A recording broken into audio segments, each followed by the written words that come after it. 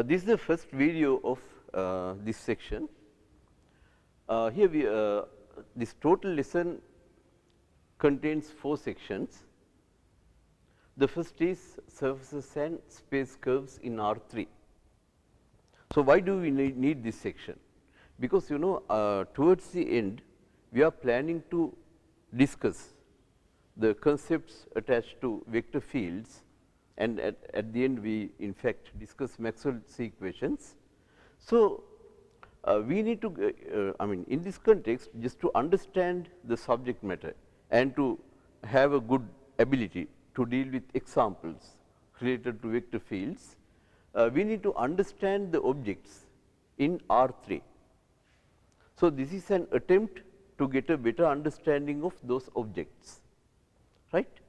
So, here in section 1.1 we are going to consider the number of equations required to represent an object in Euclidean space.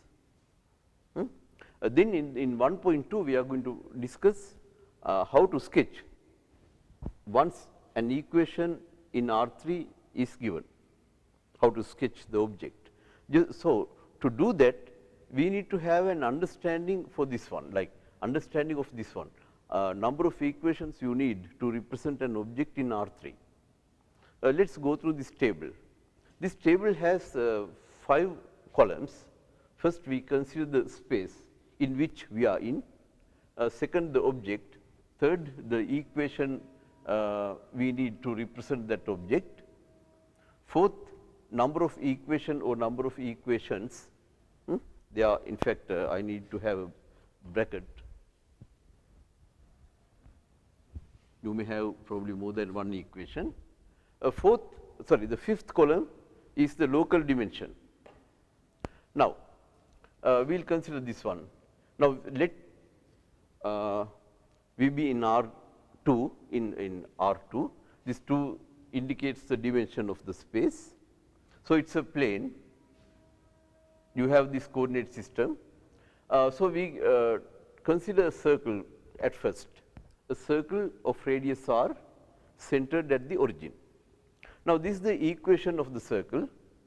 So, you need only one equation to represent it, this is the equation, and the local dimension, we will see what that local dimension is. Take a part of a circle, for example, you break the part, you cut a piece of a circle and you have this one, you stretch it, then you have a line segment. Therefore, locally the line segment has a dimension of 1, therefore, circle also has a dimension of 1. On the other hand, if you take a plane or a sphere, portion of a sphere, you cut it, then you transform it into something like this, which is a portion of a plane. So, locally the dimension of a plane is 2, therefore, locally the local dimension of a sphere, spherical surface is also 2. In fact, the local dimension of a surface is 2, local dimension of a curve is 1. Now, in this case this is an object whose local dimension is 1, right. Now, in R2 we consider a point, right. If you take a point, what is the general equation of a point? You do not have a general equation there, but how you represent a point in R2 is as follows. Say you want to represent this point, you take this straight line, the equation of the straight line is x is equal to a, you have it there. The equation of this straight line, the horizontal line, is y is equal to b. So, you represent a point as an intersection of these 2 straight lines, that is why you write point a b as x equals a, y equals b. Or you need 2 equations to represent a point in R2, right. Therefore, number of equations you need is 2, but the local dimension of a point is 0. The point does not have a length, the dimension of a point is 0. And now, let us take an ellipse. The equation of an ellipse centered at the origin is this one, whose center is at the origin. You know, if y is equal to 0, you have x squared is a squared, because when y is equal to 0, this is gone, you have x squared is equal to a squared. It gives you x equals plus a or minus a. Similarly, when x is equal to 0, you have y is equal to plus or minus b. You have this shape, right? That is the equation of an ellipse in R2. You have only one equation. Locally, the dimension is 1, because if you cut a little piece, it is like a straight line. Or you can transform it to a line segment. Therefore, its local dimension is 1. Now, you have number of equations as 1, local dimension is 1 as well. Now, let us move to one more example. Again, this we are in R2. We will consider a general special straight line. Let us take it as 2x plus 3y is equal to 6. You can sketch it easily. Once you make the right hand side is equal to 1, you divide it by 6, you will end up with this one. This means, like in the case of ellipse, when y is equal to 0, it is gone, therefore, x is equal to 3. Similarly, when x is equal to 0, this is gone, y is equal to 2. So, you connect these 2 points. So, basically these are the x and y axis intercepts respectively. So, this is a straight line. You can see that there is only one equation. So, number of equations 1, local dimension is also 1, local dimension of the object, the straight line is clearly 1. Now, from this point onwards, let us move to R2. I think here I made a mistake, this should be R2. We are in ellipse, I mean in R2. Now, let us take this one. Now, let us consider an example in R3. Now, I will take a similar example, but here in R3, if you consider this equation, you will get a plane. Again, you do the same trick. You divide this by 6. So, you get x over 2 y divided by 3 z divided by 6 is equal to 1. You make the right hand side equal to 1, right. Once you do that, like you know, you have 3 axes here. On x axis, the other coordinates are 0. Therefore, if you take x is equal to 0, I am sorry, when both y and z are equal to 0, when these two are gone, x is equal to 2. That says the x axis intercept is 2. Similarly, when x and z both are equal to 0, y is equal to 3. When both x and y are equal to 0, z is equal to 6. So, you indicate a plane like this, only the portion which is in the first octant, like this, right. That is a plane, and it is of course locally 2-dimensional space. It is a surface. So, the local dimension is 2, but you need only one equation to represent it, right. Now, let us take a straight line, a special straight line, this straight line. So, in R3, when we are in R3, there is no way to represent a line by one equation, because the difference in dimensions is 2, because the dimension of the space is 3, but the local dimension of the line is 1. So, the difference is 2, like this one. Here look at this one, the dimension of the space is 2, but the dimension of a point is 0, 2 and 0, difference is 2. Therefore, you need 2 equations to represent that.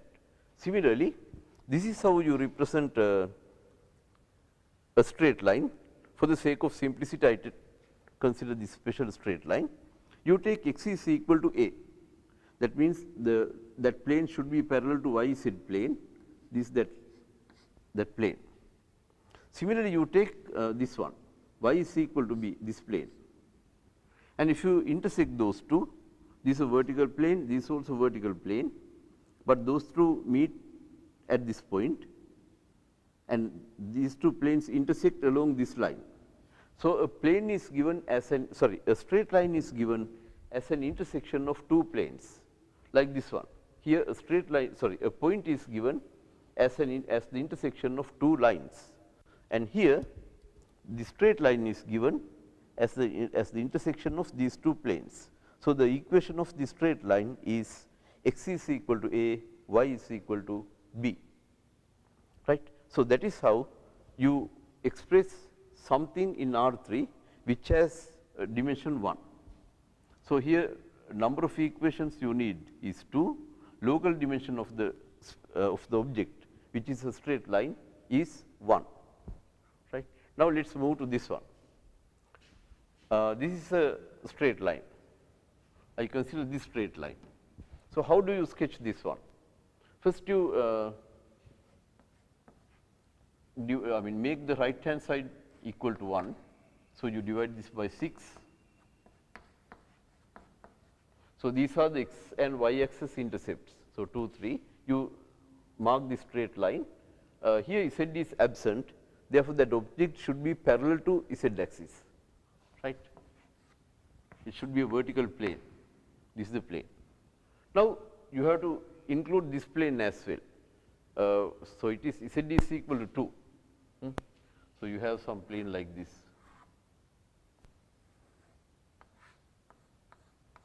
and they intersect along this line.